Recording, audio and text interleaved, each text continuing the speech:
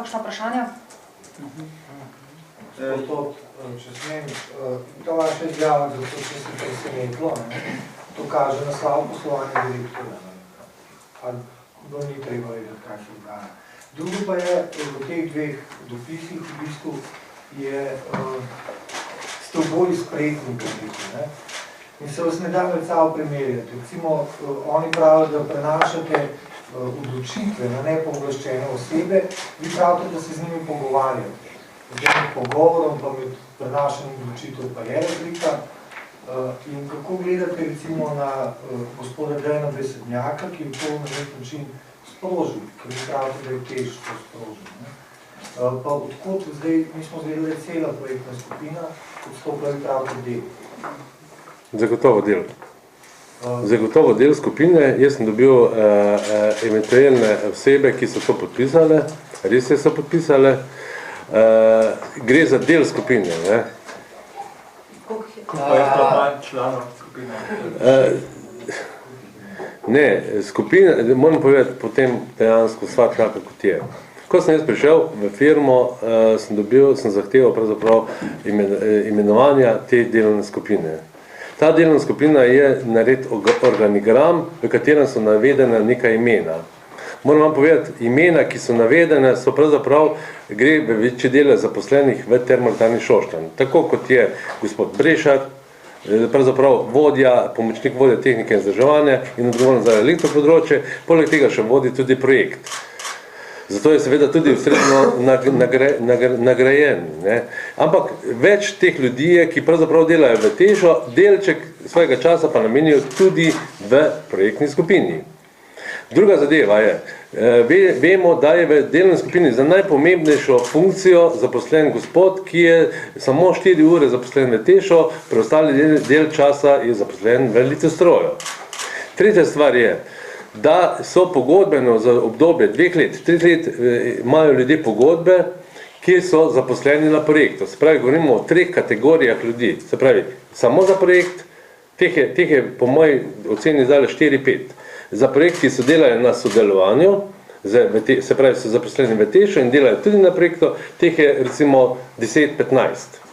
In pa seveda preostalih so pa prazne škatlice, ki niso zasedene še danes.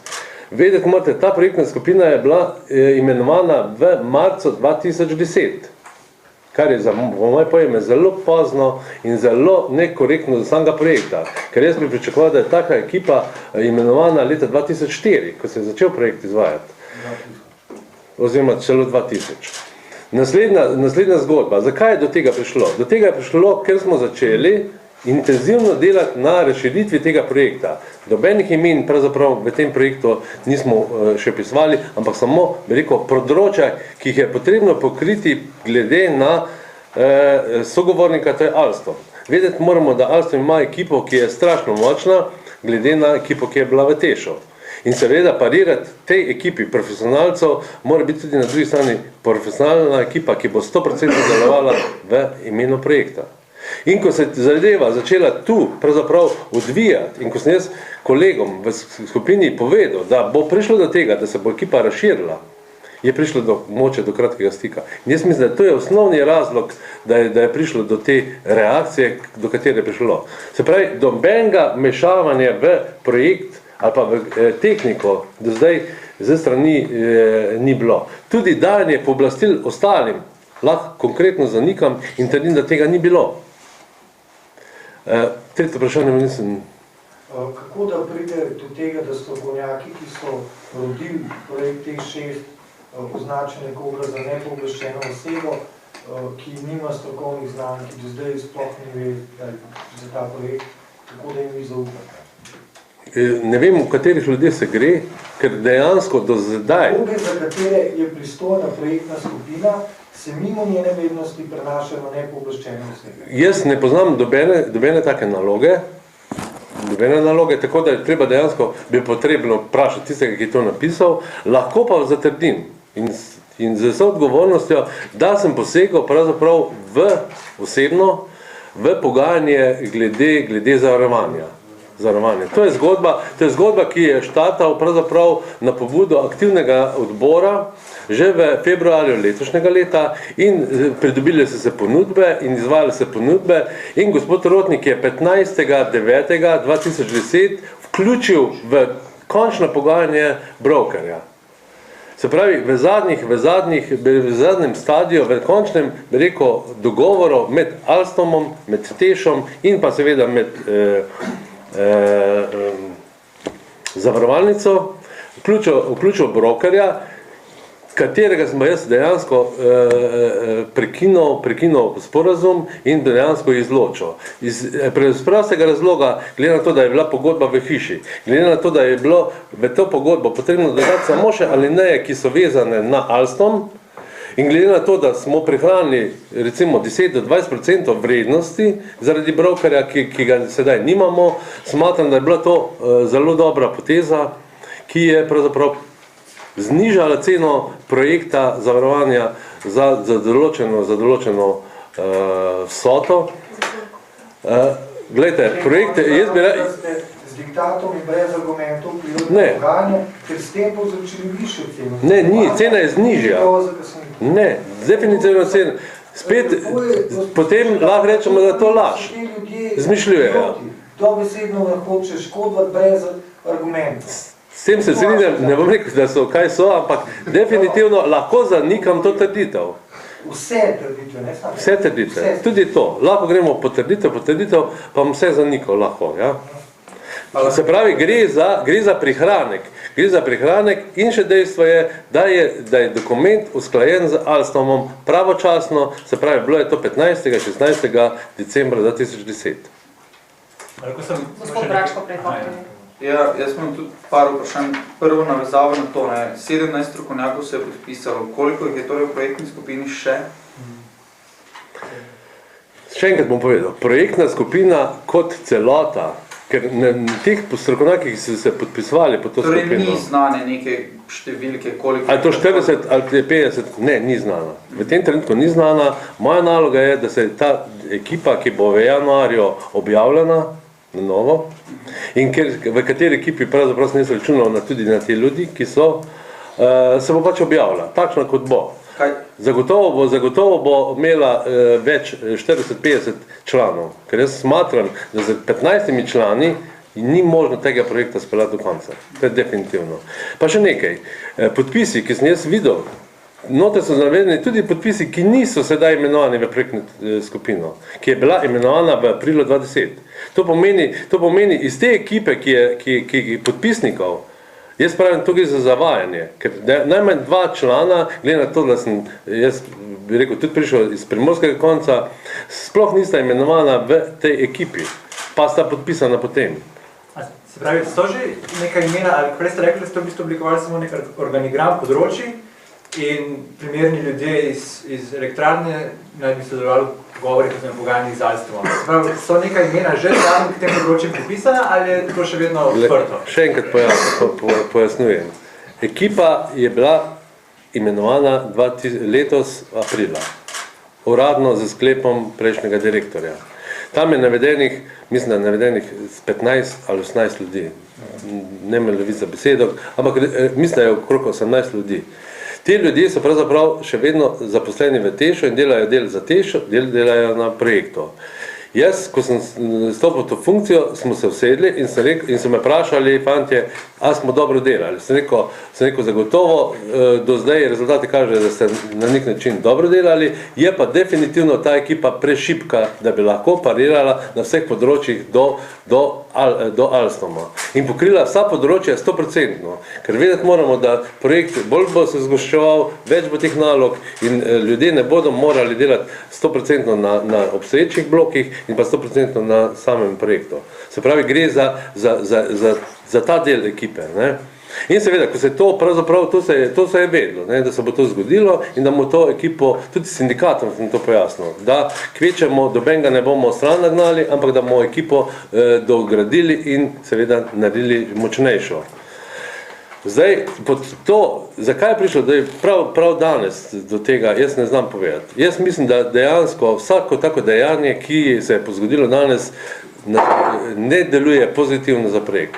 Ni dobro, vendar vam lahko zagotovim tu na tem mestu, da pravzaprav zaradi tega odstopa pravzaprav ne bo projekt, bi rekel, trpel. Kvečemo, dobili smo pravzaprav čisto mizo, ne, in dejansko tisti, ljudje, ki bojo pripravljeni delati na projektu naprej, bojo z veseljem jim bom rekel, vzel v ekipo in da bojo delali za projekt. Tisti, ki pa pravzaprav s tem dejanjem kažejo, da ne želijo delati na projektu, ali je razlog, bi rekel, oseba, ali je razlog direktor, ali je razlog vodja projekta, je pa moče celo bolj, da se prav čas, preden se naloge skoncentrirajo v tej meri, ko bo res potrebna 100% udeležba vseh članov tega tima. Slišati je, da gre za namerno rušenje, da vi namerno rušite finančno konstrukcijo zaradi tega, da je prišlo do tujega partnerja ali pa da bi se obnavljali 4. pa 5. blok? Ne, nasprotno. Zagotovo ne. Torej 6. blok bo? 6. blok bo zgrajen transparentno, 6. blok bomo zgradili v mejah nekih finančnih razlogov. Je pa res dejstvo, kar je mogoče tudi en od razlogov, da so se začeli pritiski na vodstvo vršiti, da bomo naredili študije, ki bi moralo že prejšnjo vodstvo narediti, se pravi študije, tudi revitalizacija bloka 4 in 5, tudi študije glede premoga in tudi študije glede eventualne višine ali pa velikosti bloka. Ampak, glede na to ne ustavlja bloka, ker niti nima smisla, ker je predaleč zadeva stekla, bomo pa postavili v okvirje finančne okvire in pogledali pravzaprav vse, kar je bilo narobe in kar je bilo napačne odločitve, ki so bile do zdaj speljane. Zagotovo to dejanje kaže na to, meni osebno vsaj to, da je moralo biti nekaj narobe, ker drugače se ne bi tako upirali pravzaprav odprtosti projekta. Ne? Ker moja naloga je pravzaprav tudi ta, da projekt, glede na to, da je slovenski projekt, da ga odpremo, da bo lahko dejansko res vsak pogledal, kaj se dogaja s tem projektom. A to pomeni, da lahko pridemo do te 400 megavati? Zakaj ustrajajo oni pri 600? Zato niso pustili odpirati projekta, da jim ne bi to skinil na 400. Glede na to, če bi te dejavnosti, vse te akcije pravzaprav bi bile naloge 3-4 let nazaj. To je definitivno. Zdaj pravzaprav vodstvo Teša in vodstvo holdinga mora zadevo speljati tako, da bo zadeva čim bolj racionalna in seveda, da ne bomo naredili večje škode, kot bi jo lahko. Se pravi, osnovna naloga je to. In zaradi tega smo se tudi odločili pravzaprav, da bomo izvedli vse te študije, pa videli, kako zadeve stojijo. Kristina. Ja, glede, da ne bomo nekakaj nesporazuma, bi sem še enkrat to vprašala. Se pravi, iz te projektne skupine so odstopili vsi člani, ki jih je imenoval Uroš Rotnik. Ne, niso vsi člani. Ostajajo pa še tistih, ki še niso. Ne, niso vsi. Teh 17 niso vsi člani. Ne, niso bili vsi člani teh skupine. Se pravi, jih je ostalo še ene par, ki jih je Uroš Rotnik imenoval. Tudi to je res. Ja, tudi to je res. Ja. Teh je, nekaj jih je. Jaz sem težko govoril o številkah, lahko samo povem, glede na to, da sem na hitro preletel, celo takšni so na podpisni listi, ko sploh niso zaposleni v Tešu. Tako da, očitno gre za nabiranje nekih podpisov, ne? Kar je malo nenavadno. Ne? Zakaj ni tiskovka v Tešu?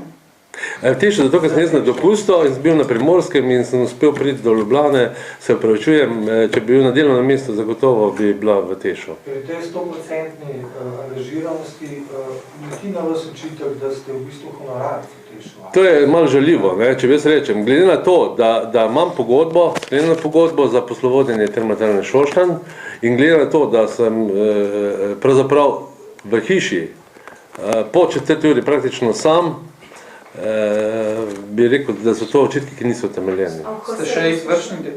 Ja, trenutno sem še. Tukaj ste še Trenutno sem še. Pa gre to, da vodite 1,2 milijardno investicijo? Gre.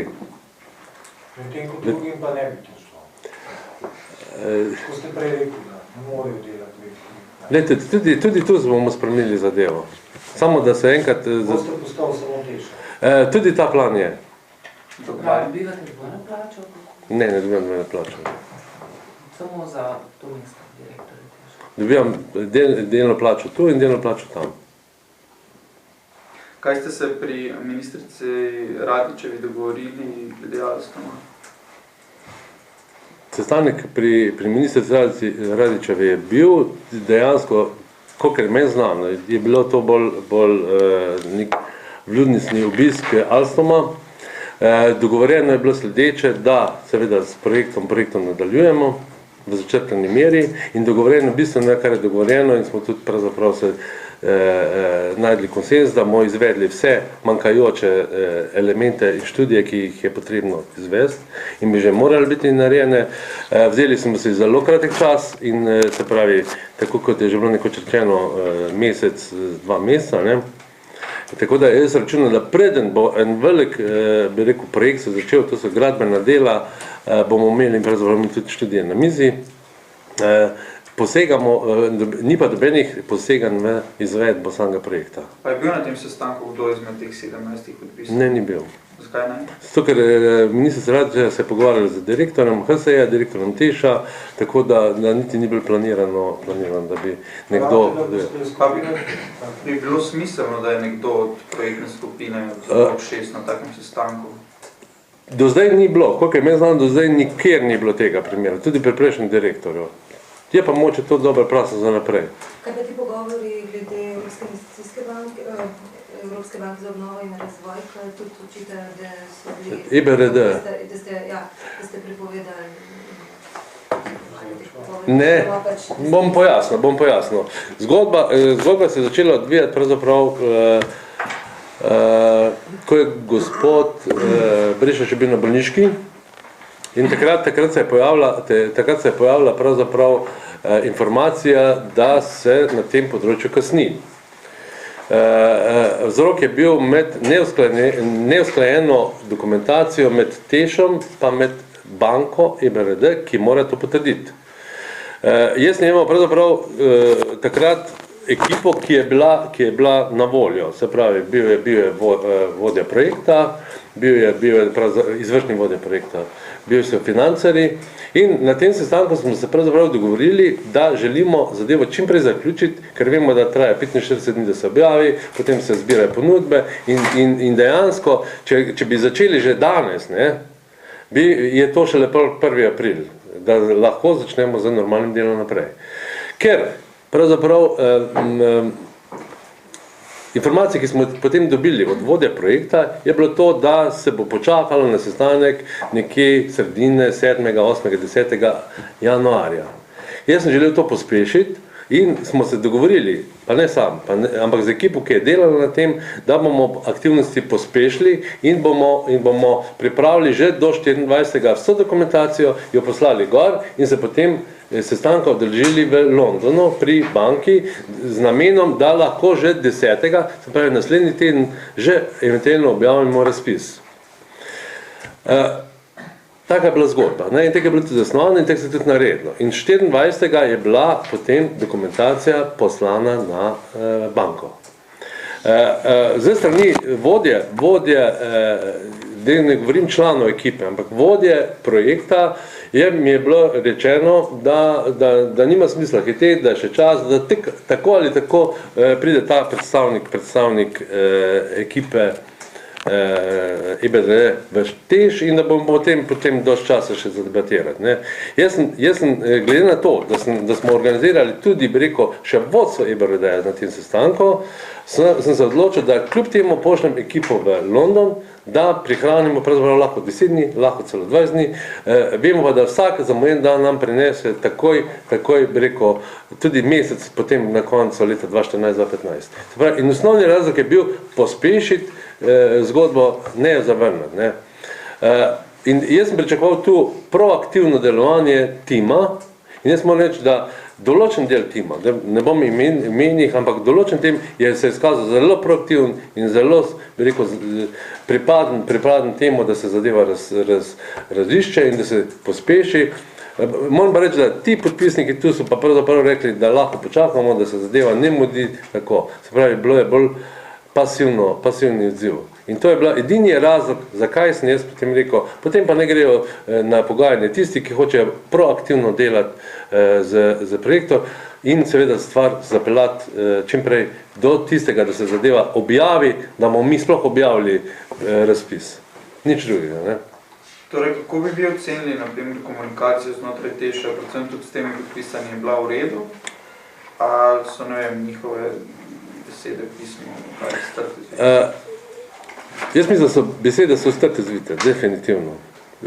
Argument za to imam pravzaprav sledeči. Praktično z vsem timom, ki sem jaz pravzaprav komuniciral, ni bilo nekih težav. Za vodjem projektov, recimo, če vam povem, da danes, ko sem ga jaz poklical, mi ni dvignil telefona, ne? Kar je zelo, bi rekel, nenavadno, glede na to, da je to prišlo v javnost, da tega jaz nisem bil obveščen, niti nisem vedel, da bo tega prišlo, pa na moj klic se ni odzval. Ne? Že to poveni pravzaprav nek kratek stik med komunikacijo. Ne vem, zakaj je tako. Ker druga zadeva je, ko je šel tretji ali četrti dan po mojem imenovanju v bolniško, sem jaz izvedel od sodelavcev, da je v bolniški. Ne. Ko je prišel, jaz sem ga poklical tudi vmes, sva govorila in je rekel, ja, pride mogoče 15. Ne, ali 13. Ne. Bilo je več datumov, ampak tudi ko je prišel, pravzaprav se niti ni javil, niti se ni odzval, niti ga ni bilo nikjer čutiti. Se pravi, tako da jaz pripravim in lahko trdim, da vse te, kar je napisano, ne drži. Še eno vprašanje mogoče. Po tem dopisu, ko so ga oni sestavili, se zdi, da gre vendarle za jedro projektne skupine. Vi pravite, da je bilo že do zdaj premajhna ta skupina. S kom boste nadomestili? Glejte, z notranjimi in zunanjimi strokovnjaki. Definitivno, jaz pravim, v tehniki, jaz sem tehnik. Imate neke dileme, da bi bili ti res strokovnjaki, ostali pa pojma nimajo pri 20 let zraven. Vi mislite, da je strokovnjakov v Sloveniji za te še? Jaz mislim, da strokovnjakov v Sloveniji je dovolj. Samo angažirati jih je potrebno in se mi zdi, da je ta tim pravzaprav bil zdaj zelo zaprt tim. Po podatkih, ki sem jaz pogledal, gre za zelo mlado ekipo. To so, rekel, ekipa inženjeri, ki so mlajši. Jaz pravim, to ekipo, če bo zdržala do konca, pa da bo hotela delati, pa da jim damo še neke vodje noter, posameznih področij, bo lahko da nastala zelo dobra ekipa, ki bo znala, bi rekel, tudi projekte naprej voditi, ali nuklearka, ali nekaj podobnega. V tem trenutku pa glede na specifiko, ko sem pogledal, so to že letniki, kaj vem, 80, 83, gre za zelo mlado ekipo. In smatram tudi, da v Tešu še obstaja potencial, kjer je možno dobiti znanje teh ljudi. Mislite, da ste nekaj zelo zanimivega povedal.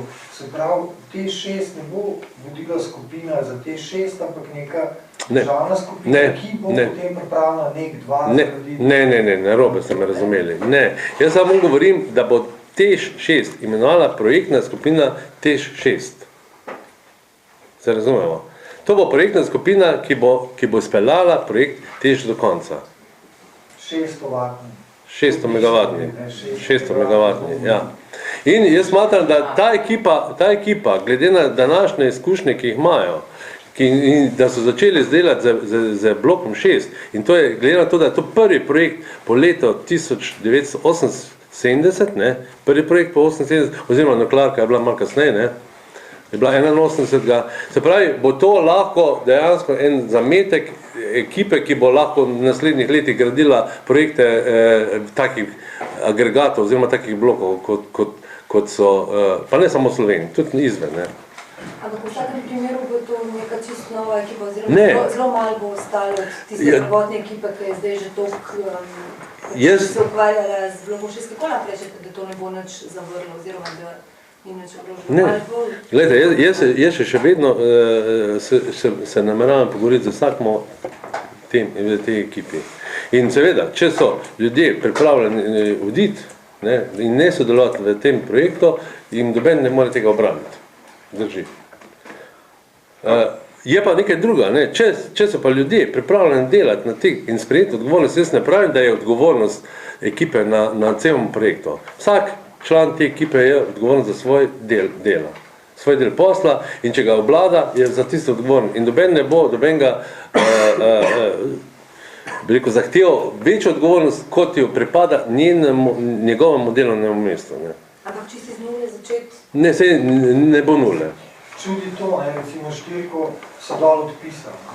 Štirka, ko jo pogledaš, rečeš, ok, pa to je spred 50 let. Štirka je odpisana že, ne vem, mislim, 10 let, da je to že dolg čas odpisano. Petka je tako šloh, da bo lahko edin kot hladna rezerva. Zdaj pa pride nov mojster, pa prav, da je v štirko update. Pa vse so oni se to imeli v igri, vse so oni delali. No sej, to bomo držali na mizi. Jaz se strinjam, jaz pravim. Sam argument Rodnika je bil, nočemo še enkrat jeti v še ene analize, v še nekaj bo to... Glejte, jaz moram v hišo... Vaše analize ne bojo preko tega. Jaz smatram osebno, da analiza štirke in petke, se pravi obnova štirke in petke, še vedno je in obratuje zelo dobro, ampak enkrat dvojka pa ni več. Ja, ne, niti na slikih ni več. Hladilni stolpi so podrejeni. Jaz osebno, moje osebno mnenje, jaz pravim, da dejansko tudi obnova teh blokov ne bo zadostila, ni ekvivalent blok 6, ker so stroški previsoki. Pa premalo izkoristka je, pa še ekološko je treba.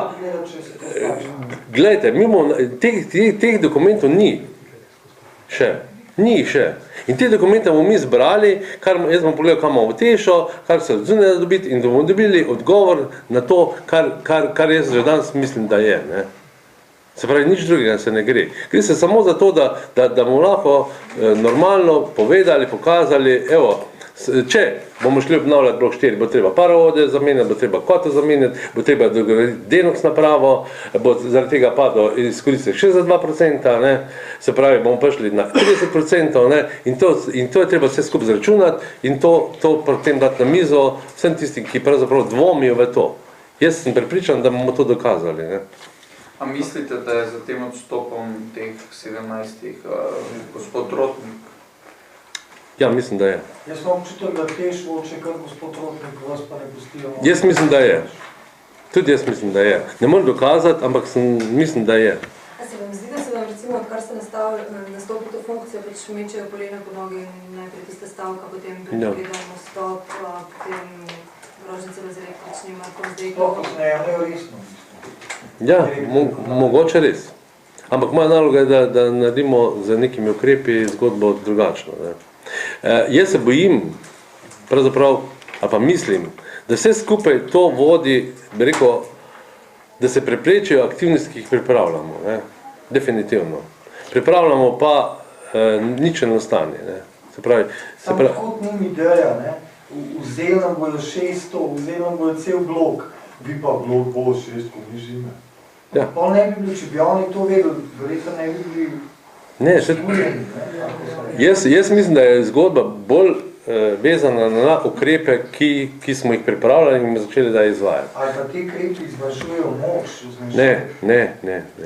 Gre za nekaj drugega. Gre za poslovanje in za vodenje bloka in se pravi, pregledali bomo pravzaprav vse, kar se je dogajalo v tem obdobju, kako se je projekt vodil, ali so bili postopki pravilni, ali se je zadeva pravilno in transparentno vodila.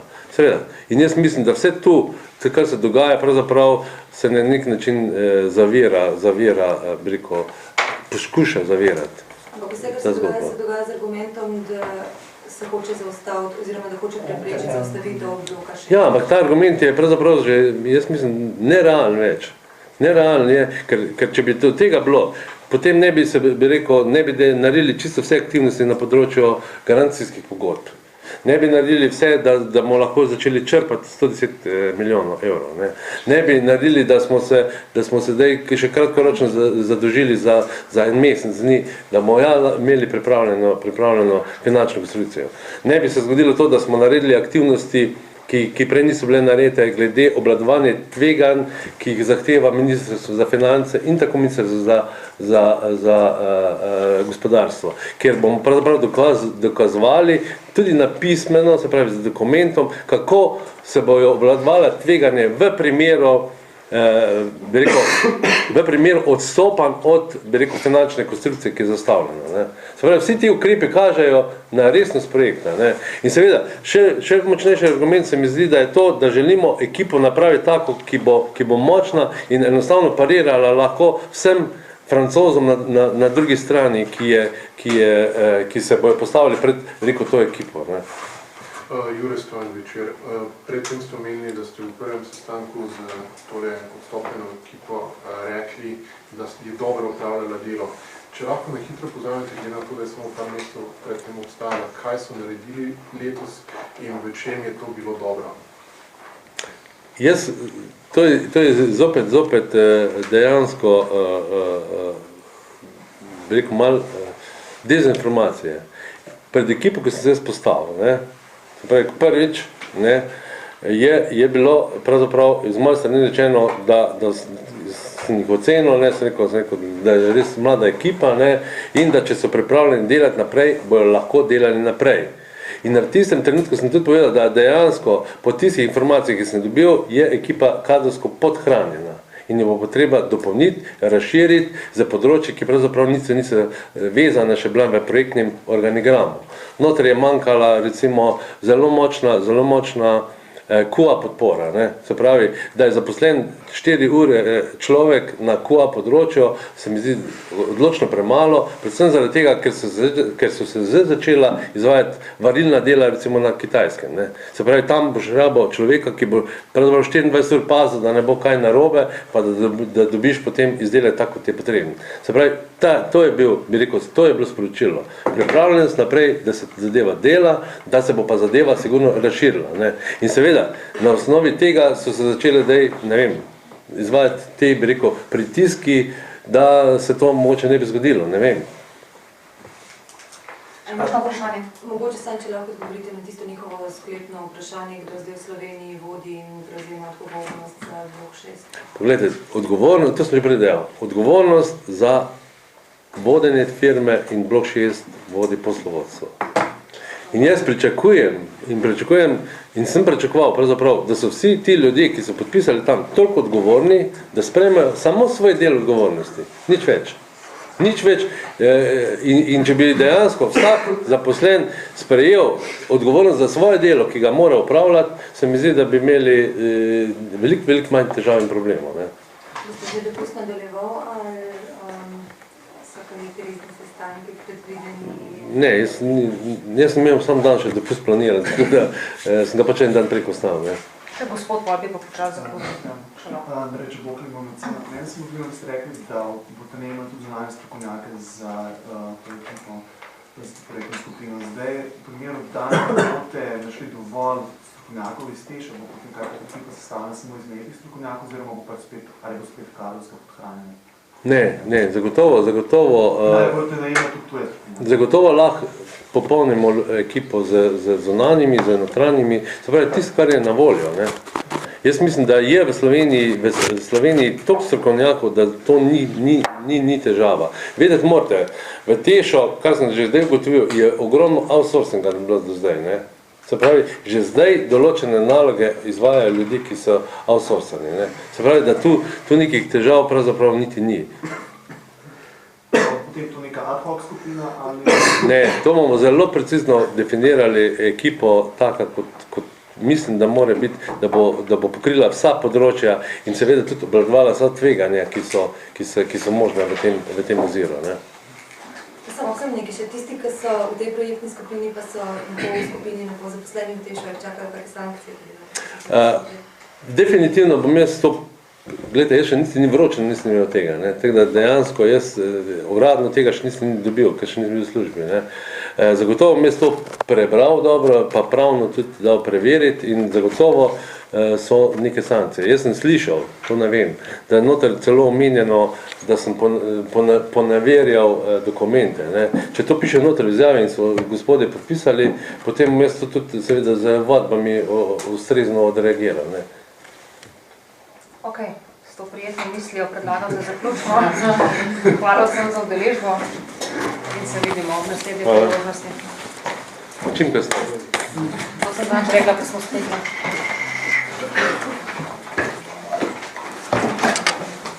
Hvala. Še ne. Čau.